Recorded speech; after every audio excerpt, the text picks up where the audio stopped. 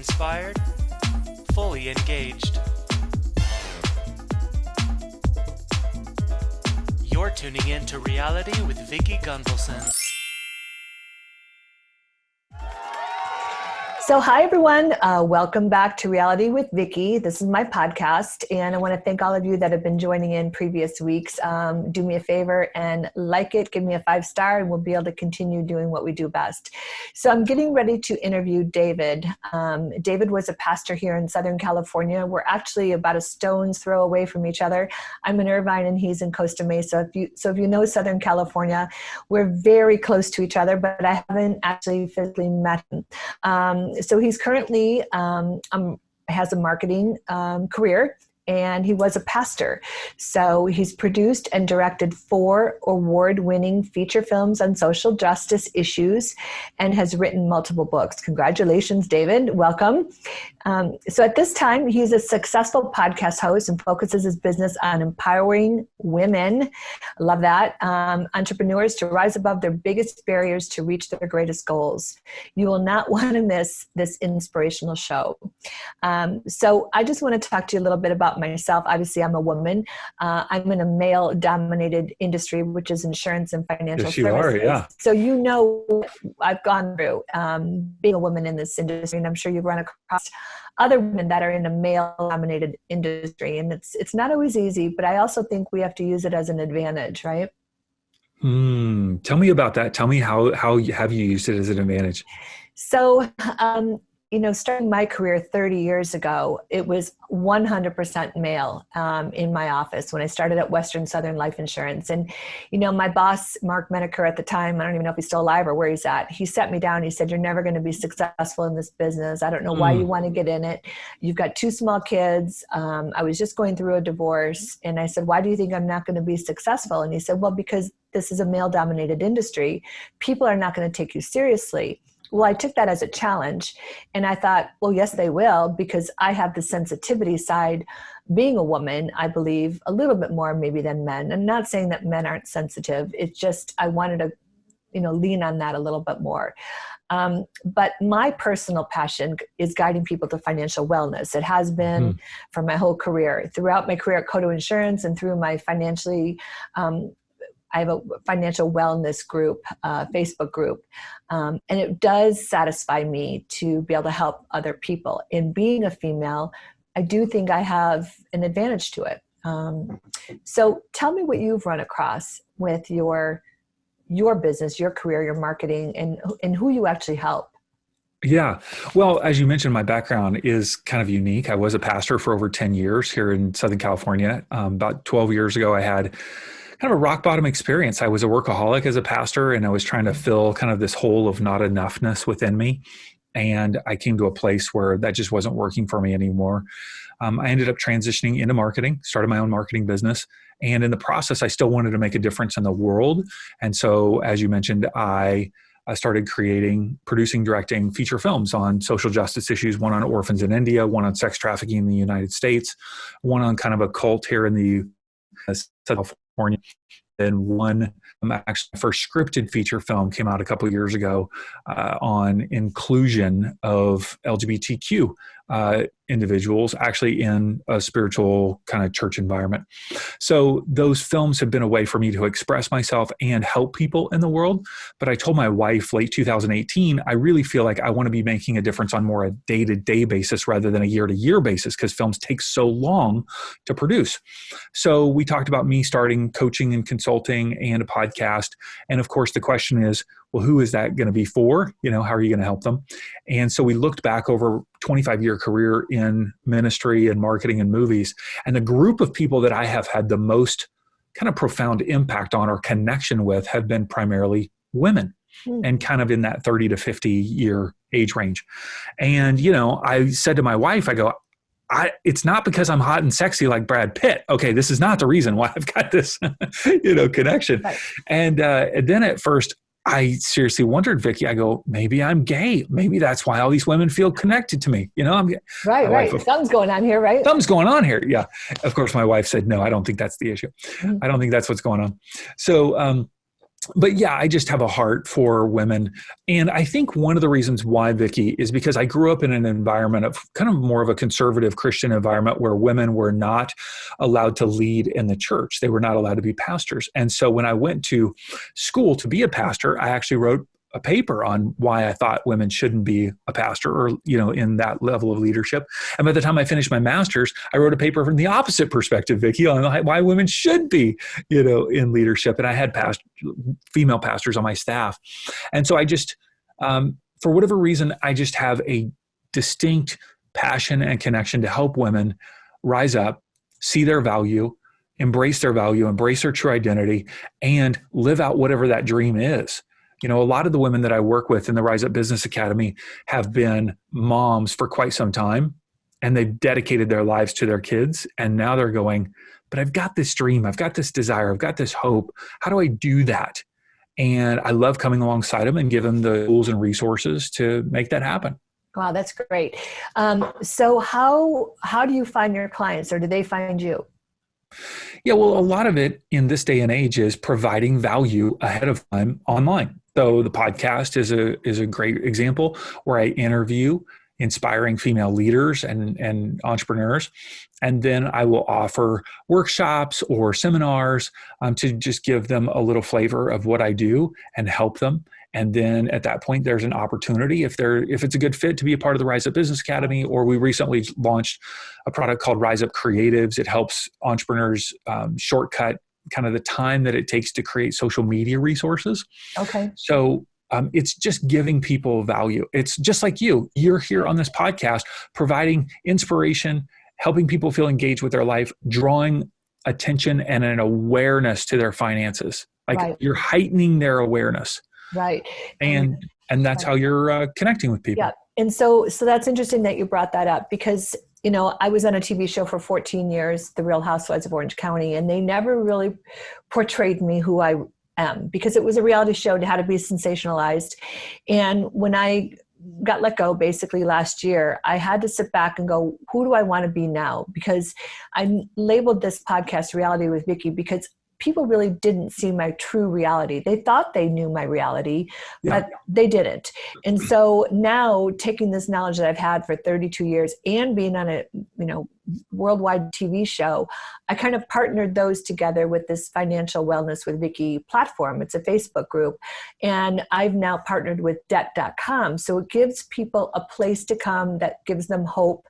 This has been one of the most financially devastating years for so many people. Yes. And, the debt just keeps rising and the panic button keeps pressing. I mean, last night I was flying home from Chicago to California, and I was in a 4-hour flight, and all of a sudden I had a wave of anxiety and stress hit me while I was 35,000 feet in the air, and I started crying by myself with my mask on in the seat.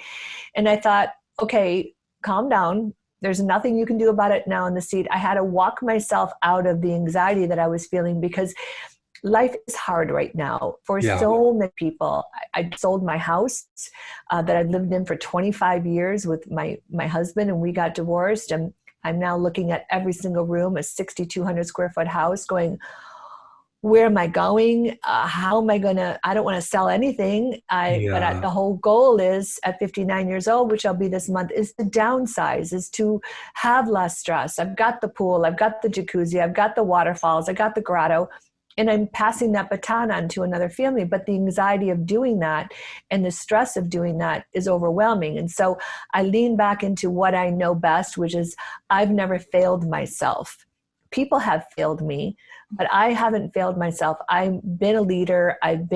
So I had to really kind of walk myself off the ledge going, you got this. You're going to be okay.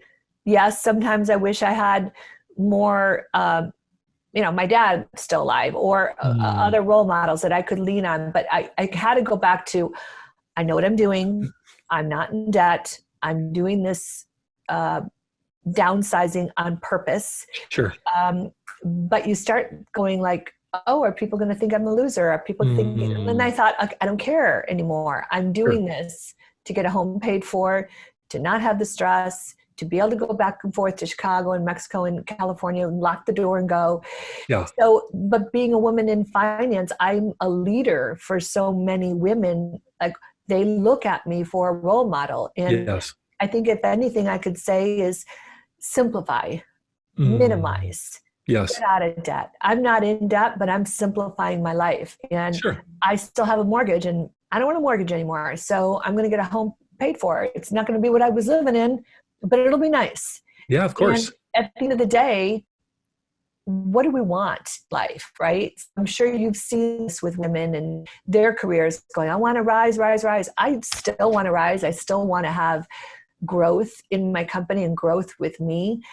But I think that a lot of women, we're hard on ourselves. I mean, we're hard on ourselves. Yeah. Well, you have 41 years left to live, Vicki. You're 59. You have 41 years. You've got so much time left. I know, that sounds exciting, doesn't it? Yeah. You've got a whole, think about people that live to 40, like that's a whole life. You've got a whole thing. That's amazing. The thing that comes to my mind, and even though I was a pastor, I've become much more inclusive in terms of my spirituality, but the prayer that comes to mind for you in this moment, and you'll be familiar with it, is God grant me the serenity to accept the things I cannot change. Yes. The courage to change the things I can, and the wisdom to know the difference. Right. So for you right now in your life, I have to write that down. What verse is that? I'm writing it down because I'm going to put it on my board. Yeah, it's just called the Serenity Prayer. It was written by a guy named Reinhold Niebuhr, and it's utilized widely in the 12-step groups. So God grant me the serenity, God give me the peace to accept the things I cannot change. So right now, what are the things you can't change in your life, Vicki? Like, what would you say they are? My house just sold. It's been for sale for a year. I didn't want to sell it, but I'm doing it. So I can't change it. It's sold. It's closing in 2 weeks. Okay, boom. That's happening. Great. What else? What else can you not control? I can't control relationships, Okay. The other people's reactions, other people, how they treat you or whatever. You can't control that. You can only control your thoughts, your feelings, your behavior. Great. What's something else you feel like you can't control? This COVID thing, the demise of my business. I've worked 30 years and I have an 89% deduction in income. I want to keep my staff. I want to keep my rooms, my beautiful building in Irvine, but I can't control that right now until these. Can't control the market.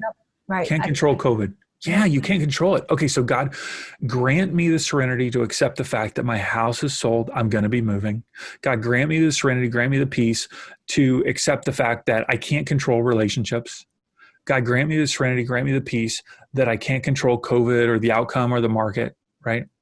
There's one thing that you mentioned earlier that you can't control, and that is the perception of other people about you, right? And my guess is because of the role that you've been in for the last 14 years, perception, that show is built on the perception of others, right? Yeah. It's super fun to be able to go, I can't believe she said that and they did this and what was that, she was wearing this, right? Well, that's all built on, and you know what? You can't control the perceptions of anybody, right? Because of you moving. Right. So, okay, so God grant me the peace. I'm going to accept those things. Now, God give me the courage to change the things I can. So what are all the things that you can do or you can change? What would you say?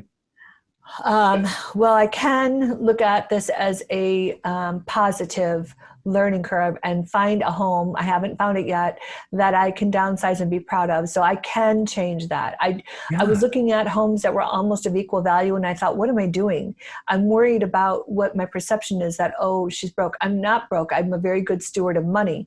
But the perception of somebody downsizing that's a public figure comes off like something went wrong. Something went wrong. Yeah. And you know what? How about this? What if something did go wrong? What if something went wrong? And you know what? Reality is, did you want to stay on the show? Would you have chosen to stay on the show? I probably would have, truth be told, but they were ready to be done. 14 years is a long time. Okay, great. So let's not say it's wrong, but it was a choice that you personally would not have made. Somebody made it for you. Okay. So that's painful. Like that's disappointing. I got dumped. Yeah. And you know what? It's okay because every single person on that show will get dumped at one point or another. Right. It's an ego. Every single person. I know. Even if the show just ends, that's the way of them getting dumped. Okay, so you can't control that. So things did, and COVID's gone sideways. So who cares if you're downsizing? Right. The But only it's person. time. I'm almost 60 years old. I don't want this 6,200 square foot house. So I have to keep, like I said, walking myself off the ledge. Yeah. And I've been panicking, like, where am I going? I will So you find have the something. courage. I want to go back to courage though, Vicki, Okay, good. because you have the courage you've got a realtor, right? Yes. Okay, great. And so he or she's doing a great job. They're working Yes. with you. They're going to find you a great place to live. So Yes. you have the courage. You have the opportunity now to decorate that home however you want because you're not in debt. And you can use either current pieces or pieces that, right? That's super fun. That's going to be so fun to decorate that new home. Yeah. Yes. And it's going to be fun to have friends and family in that home, right? So that's the courage, right? You have the courage. What else do you have the courage to do? The courage to keep this business going with the amount of stress that's on. And that's courageous. Most people, a lot of people have full up doors, and I'm plugging through. I'm waiting for the day that my restaurants can open so I can then go and start doing my workshops and my seminars for seniors and helping them. So that is something that I feel like I'm courageous as a woman business owner. Totally. It's hard. It's hard. Yeah, but you're courageous and you're doing it. And you're courageous to make the tough decisions that if you do have to let go of a staff member, or you do have to sublease some space, or you do have to do whatever, it's okay. You're courageous. You can do it. Those are things that you can control. You can't control COVID. You can't control the market, but you can control your wise decisions, right in the face of that. Right. Okay, so God grant me the serenity to accept the things I cannot change. I can't change people's perception. I can't change the fact that my house is selling. I can't change the fact that COVID's happening and the market's down.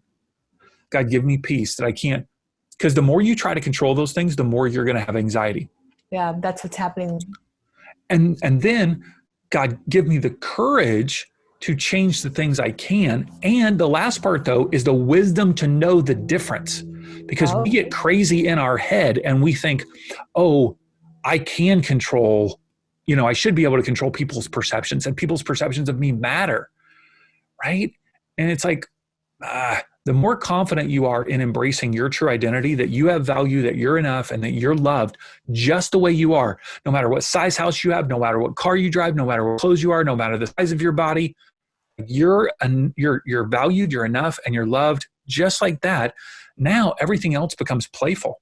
Everything else becomes playful of like, hey, what house do I get? What how do I decorate it? What car do I, maybe it's time for a new car just to be able to have a fresh start. Maybe a new hairstyle, maybe, right? Maybe. What do you think of my hair? Do you think I should get a new hairstyle? It's I think it looks great. I know. But sometimes that's fun for us. Yeah, I'm just doing something a little different. But I do. All of a sudden, this became a counseling session, and I just said, we're just talking as friends. But this is God's will, because I have been super, and even Annalisa, the gal that hooked us up basically for this podcast, she's just been super worried about me. And I said, listen, I don't know. There'll be a day that I wake up and I'll have that sense of peace. And I've been praying at night, and I've been going to my women's Bible, but I'm a little bit floundering on where I should be. So those of you out there that are Christians or that you're believers, I want you to just know, print the Serenity Prayer. I'm going to do it after we get off the phone. I'm going to put it on my board right there. And I'm going to remind myself that it will be okay, right? So you can have peace in the midst of a storm. I think that's the thing. A lot of us are going through storms right now, David, and it's scary for so many of us. Yes. I mean, we are still not out of this. It's been a year. Yes. And, it's discouraging and it's frustrating. And it was of no fault to anybody's that we had the situation. Some businesses have flourished. Look at Zoom that we're on right now. It's flourished. Right. Stock is going up, and these electric cars or stocks going up. I mean, all these different businesses, Amazon, the online shopping, the brick and mortar stores are going to start closing, as we know, and that's scary. The world that we knew it is going to be different. Right? But Vicki, here's the crazy part. Sometimes I go with a worst case scenario. Okay, so let's just go worst case scenario for your life right now. Okay. I know this might sound depressing on the surface, but it's actually empowering. So let's just say worst case scenario for your business. What would happen? Worst case is I would choose to close it or sell it. Okay. So worst case, you'd close it, but now could you still continue to operate you just by yourself or like maybe one employee that's a virtual assistant at home? Yes, You close your I could just location. go back to internet term life insurance selling, which is what my son does from Hawaii right now. And he's super successful and he has zero stress. And he's like, Mom, you got all these staff members, there's a high overhead, you got all this stuff. And at the end of the day, I'm making more money than you. I'm like, well, that's not right. But long term, I will surpass him, but short term right now, I'm not. Okay. But worst case scenario, if things got really bad, let go of the staff, close the building. I mean, it's sad. It's really hard, but you still have all of your skills, right? All of your skills and all of your contacts, all of your knowledge, all of your wisdom, you still have it, right? Yes. Okay. And let's say worst case scenario on your home, you're walking away with equity where you can buy a house, Yes. right? So let's just say you buy for cash. Yeah. Yeah. So let's just say you buy $1 million home, right? Yep. It's probably going to be over $1 million. My guess is. It'll be around that. It'll be around that. Because I don't want to get into debt. I want to be simple, clean. I get it. You can buy a beautiful $1 million home, right? It could be a condo, it could be a home, it could be whatever you want. And people that are listening, if you're not in Southern California, you realize that $1 million home sounds ridiculous. It's ridiculous. I mean, you get a 2,300 square foot home, 3 bedrooms, 2 baths for $1 million. I mean, that's so sad. Vicki, I live in East Side Costa Mesa. I'm renting this home. It's 1,100 square feet, built in the 1950s. It's been remodeled, 1,100 square feet, and it's worth $1 million. Yeah.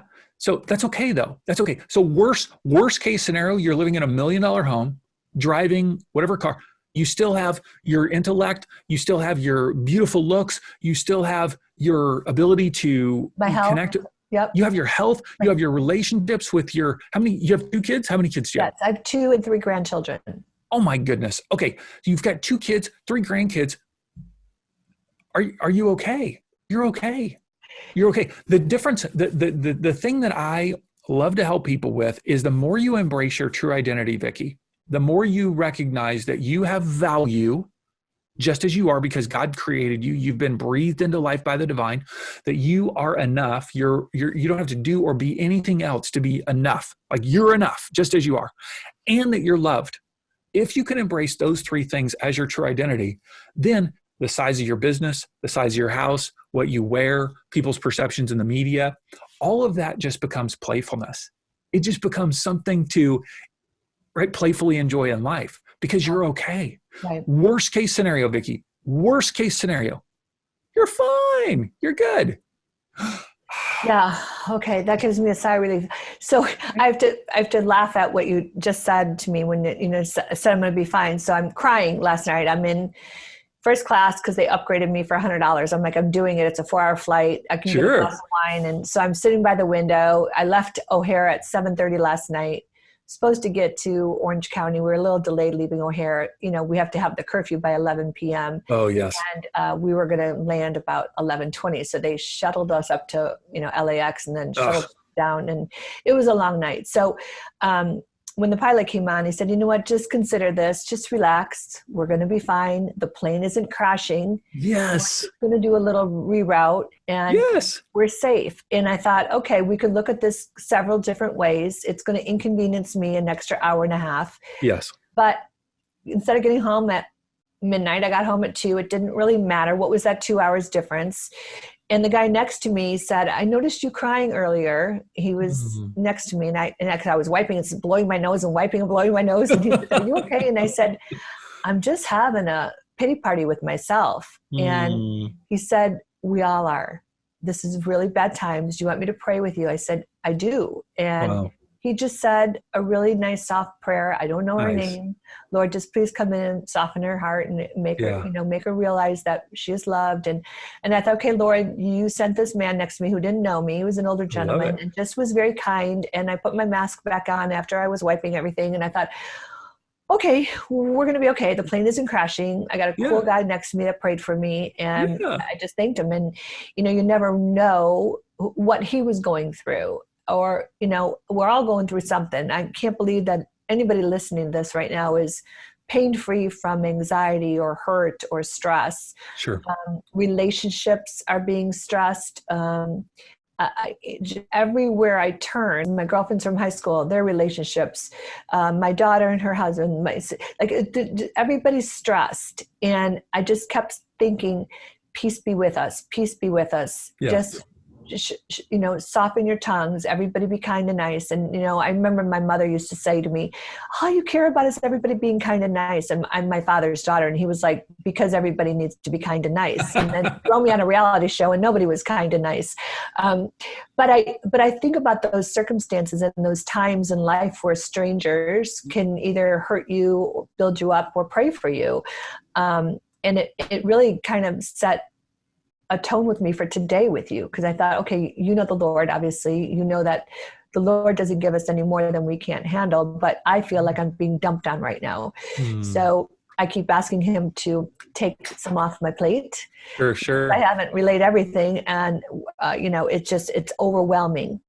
Yeah. So I think that with this Serenity Prayer, those of you that are listening, lean on that, right? Lean on this, I think about this is a season or a chapter of our life. It's not the whole book, right?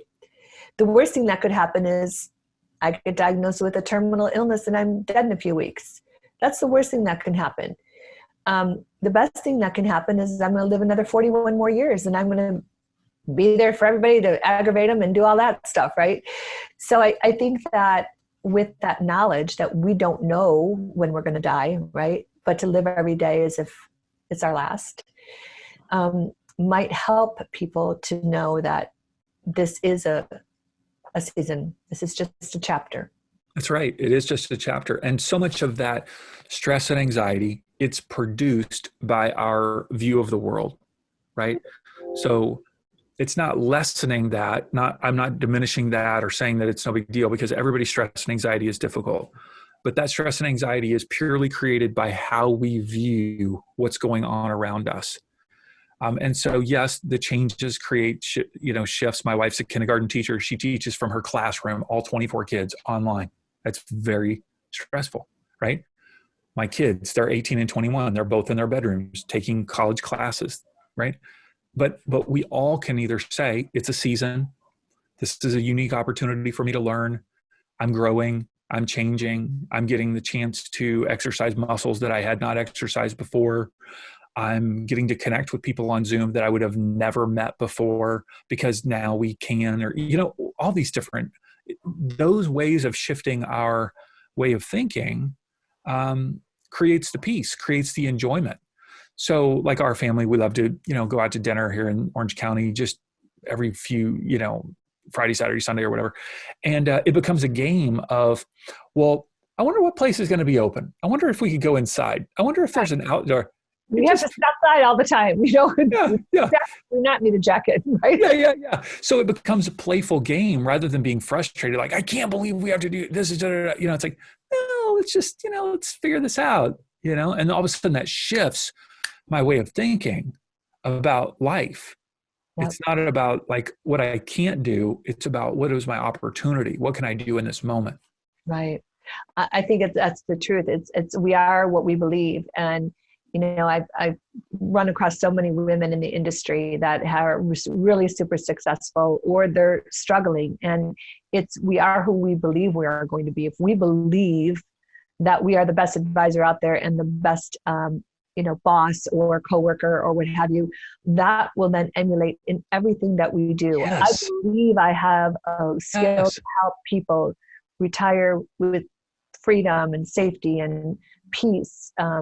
I always say plan for the unplanned, because we don't know what's going to be coming. You could look at that at your faith, or we also could look at it as financial.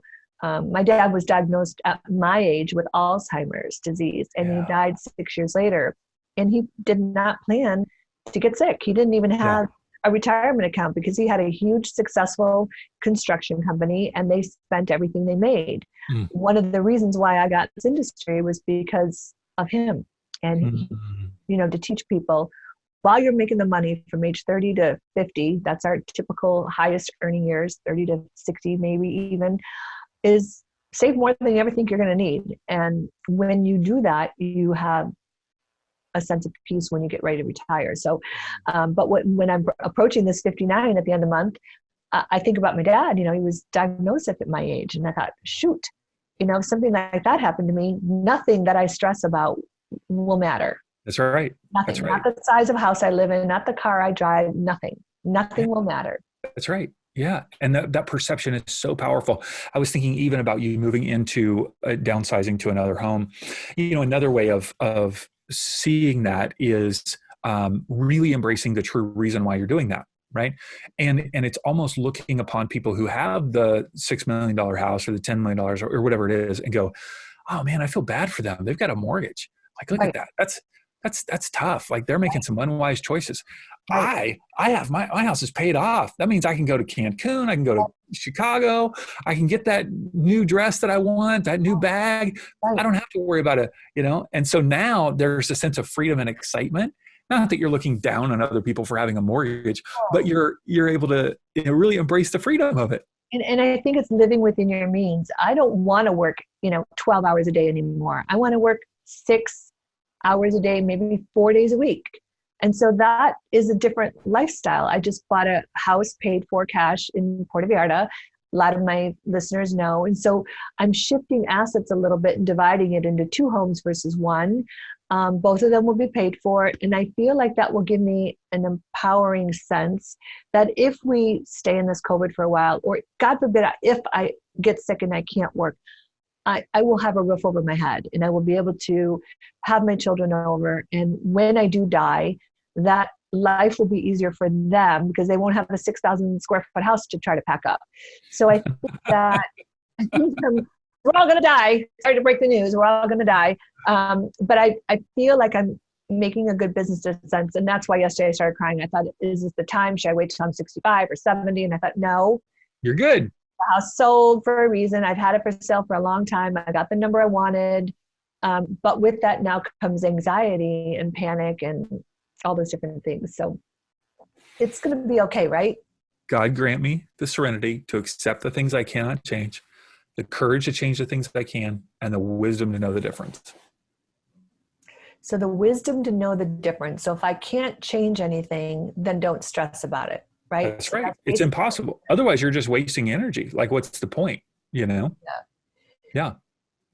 And sometimes we need other people's input to know the wisdom, to know the difference, because our minds can play tricks on us and we think, I should be able to control what my daughter thinks about me or what those people in the media are saying about me or whatever. It's like, well, you can make wise choices in terms of how you're not having, frankly, Vicki, I don't even know anything about your perception in the media, but you can make wise choices of, I'm not going to get drunk in public, or I'm not going to say this outrageous kind of crazy thing. You can control that, but you can't control what other people say. But sometimes you may not have the perception of that, and you need to ask somebody, a close friend or a family member, hey, am I trying to control something that's really impossible to control? And then they can be honest with you and go, yeah, I think you are. What would it look like to just release that and go, can't do anything about it, but here's what I can do. Here's what I can choose to have, make a decision on: my attitude, my thoughts, my behavior, my mouth, what I'm saying to other people. Yeah, that's really empowering. That's very, very inspirational for me. And I always feel like I inspire others, but, I think this whole world is meant to help each other and build each other up. And with you working with women, you definitely have a knack, because that we think differently than men. We can think in 300 different directions where, typically you guys are in one direction, solve that problem, go on to the next. And I'm like, God, okay, I just threw up on you and I have all these problems and I have all these worries and I have all this stress and fix it, So I think that, working with women, it's very encouraging that there's still people out there that understand us, right? Yeah. And, I don't even know if I understand, I just can be with, and just be a support and encouragement and go, you're going to be okay. Let's lean into the things that we know are true, right? Because our minds can give us, almost serve up lies to us. So like some of the lies that you maybe believe are people in the media or just people in public are going to think that I'm a loser. Mm-hmm. Right. That's a lie. That's a false belief. And so the truth is, that the perception of the media and others doesn't matter, that I am whole and complete just as I am. That's the truth. Right, that's true. So I want to talk about you. I've got some notes here. It said you have that Inspiration Rising podcast with over 175 episodes. That's congratulations. How long have you been doing these podcasts? We started January of 2019. Nice. Good for you. So you do one or two a week, or what's your... I do 2 a week now. Yep. I release one on Monday and one on Wednesday. Sometimes I'll throw in a solo episode where I am sharing or teaching on a certain, topic that's either mindset or business related. Do you typically have a guest on, or are you doing it yourself? Yeah, usually 1 to 2 times a week, it's a guest. And then maybe once a week, every once in a while, I'll throw in a solo episode with just me. Yeah, that does help to have a guest, because then you can bounce things off each other. So I know that your latest book is entitled Empowered to Rise, The Secret to Embracing Your True Identity, Uncovering Your Superpowers, and Bringing Your Inspiration to the World. So that's a mouthful. So tell me, bringing inspiration to the world and what you do. Well, I'm going to mail you a copy, because I think it could be helpful in this crazy season of life. But, I have a Facebook group where I crowdsourced the title because I had the idea of what I wanted to communicate, but I had several different titles. I crowdsourced actually the length of the book, because I asked people that are a part of my community, and they said, we don't want a book over 150 pages, because over that, we don't even end up reading it, Wow. Yeah. And the other books that I've written, it's kind of an ego thing. The longer the book, the better it is. It's ridiculous. Most people don't even care. And then I even had them choose the cover, which was super fun. But the book is all about how it's the things that we've been talking about today. How do you embrace your true identity, who you really are, and not be trying to start a business, start a relationship, or do something in the world in order to try to fill up that hole of not enoughness or not loved inside of you, but actually create something from a place of strength. And strength is a strong foundation of knowing who you truly are, your true identity, knowing what your superpowers are. So now you're operating out of a place of service to the world. And I see, Vicki, that's what you've been doing. You've been operating out of a place of service to help people with their finances. The challenge is when we get overwhelmed, that oftentimes that can shift to trying to prove ourselves or survive in some way. And we start that gasping, like, I gotta get this. I gotta make this happen. I gotta make this money. I gotta get this person. I gotta make this deal, because then if I don't, this is going to fall apart. And if it falls apart, then I'm going to fall apart. Like, I'm not going to be enough.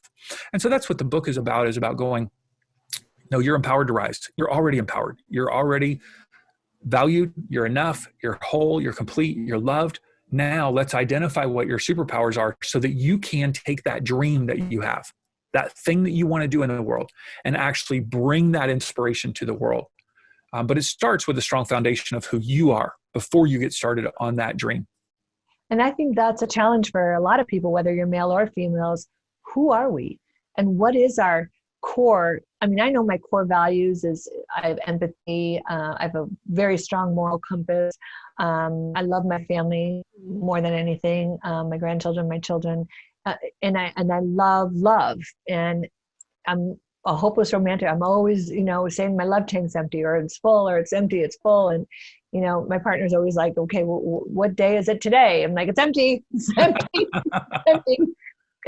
So it's interesting, because I think we are hard on ourselves as women. I'm just going to talk about women. I think a lot of us are hard on ourselves, with living in Southern California, where everybody gets to spend, 2 hours a day at the gym or Orange Theory or what have you. And I went 20 minutes on my Peloton bike today, and I'm like, I got to get to work.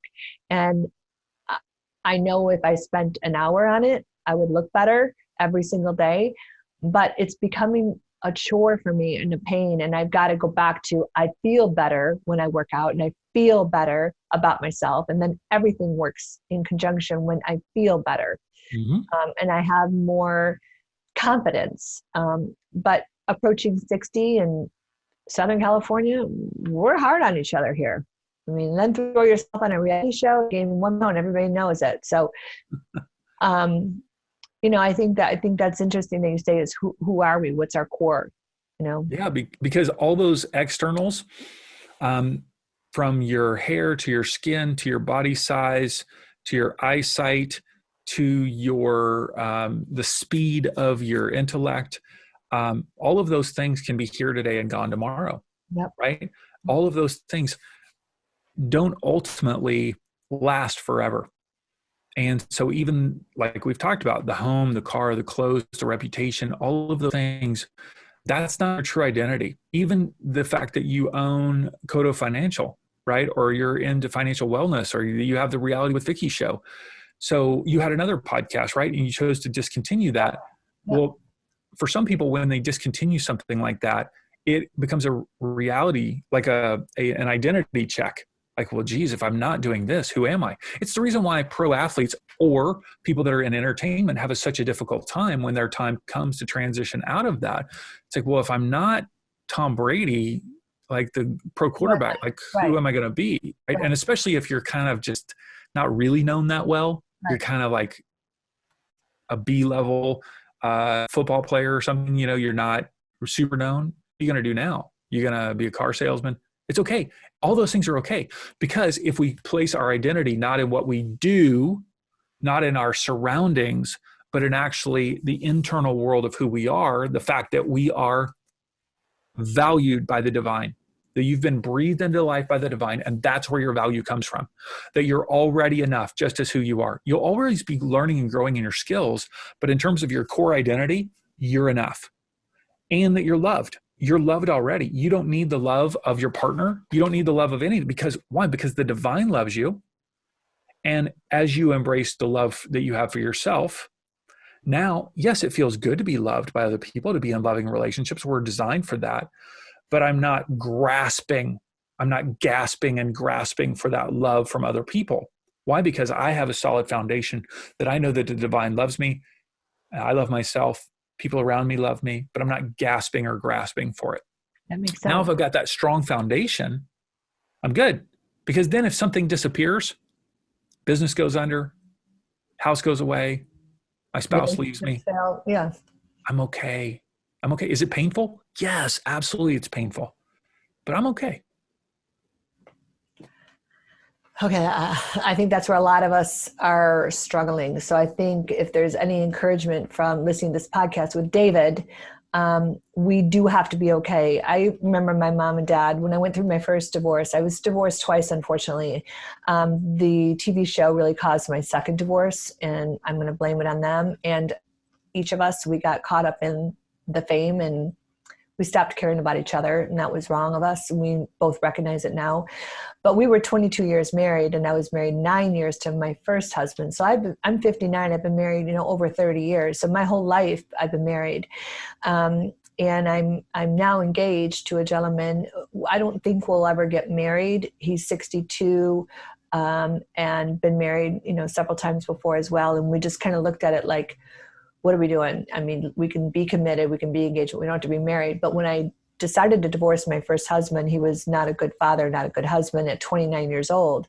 He was my identity because I thought I would be looked upon as with my friends who are all still married from the Midwest. You don't get divorced. Right. You stay married, you stick it out, and you will survive it. And I really felt insecure, handicapped. I made a wrong decision by marrying him. And it was really hard on me at 29 years old. And that's what got me in the insurance business, because I was able to work with my babies were, at home. And so then getting remarried again 3 years later to a gentleman 10 years older than me, I thought this was it. We're finalized. We're good.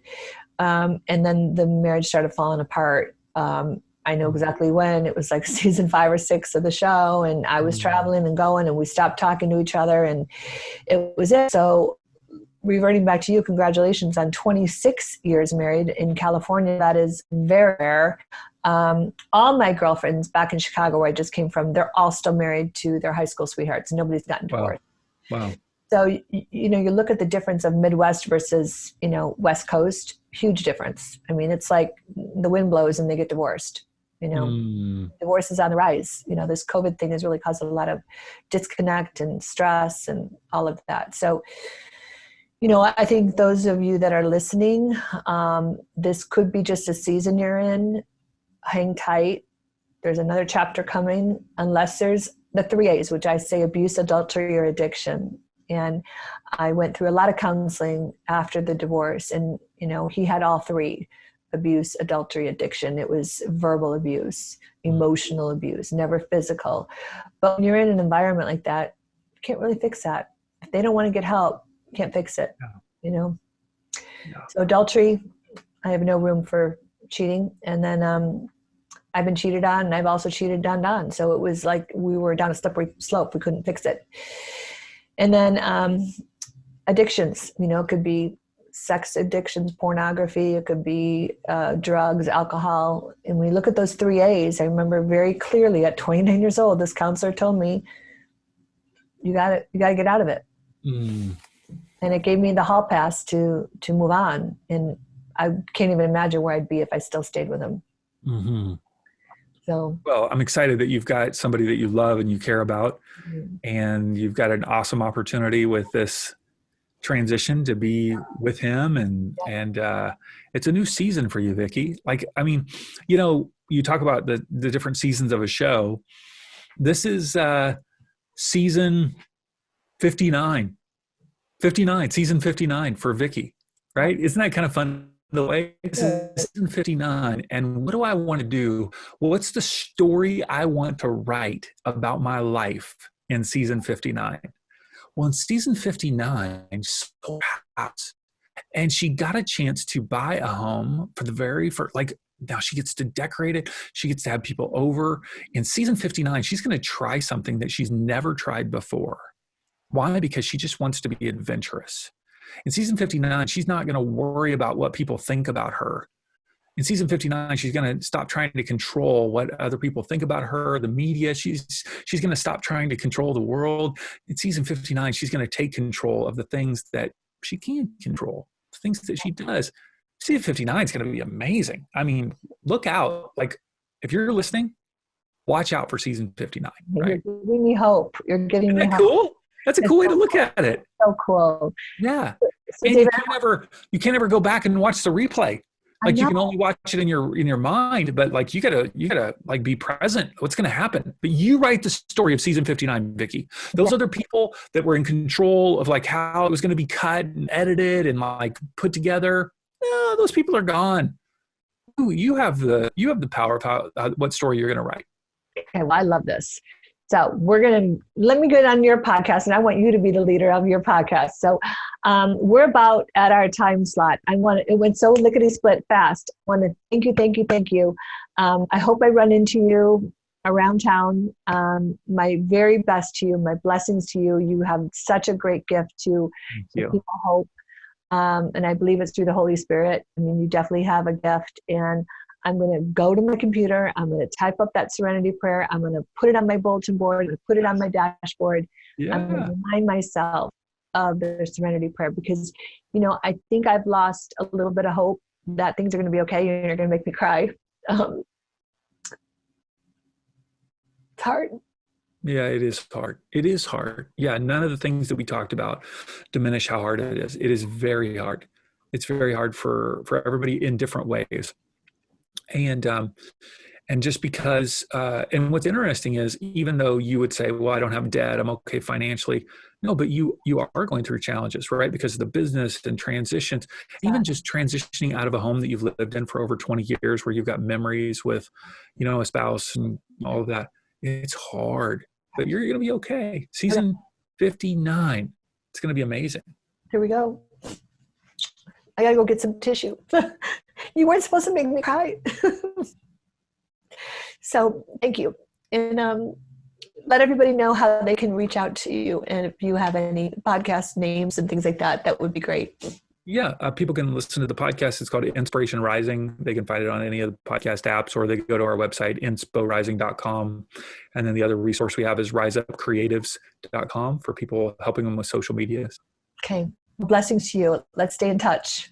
Okay. Thank you. Okay. Have a good day. You too. Okay. Bye. I'm gonna go cry some more. Okay. Bye. Bye. Now, glutathione is a big word, but it's the body's own master antioxidant. So it's a scavenger for free radicals, for bacteria, and what's relevant now, viruses. This is new to the marketplace. There's no other product on the market that has the ingredient NACET. And basically NACET increases the production of that glutathione that is in our body already to strengthen and enhance our immune system and keep it strong. Elevated sense of well-being. Supports muscle strength and endurance. Cognitive function. Powerful liver support. Energy. Helps blood sugar regulation.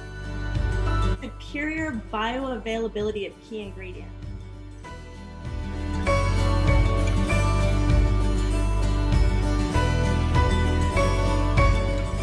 One of your best defenses against COVID is a strong immune system. Taking GSH Plus as a daily supplement does all that. And now we have the product out on the marketplace.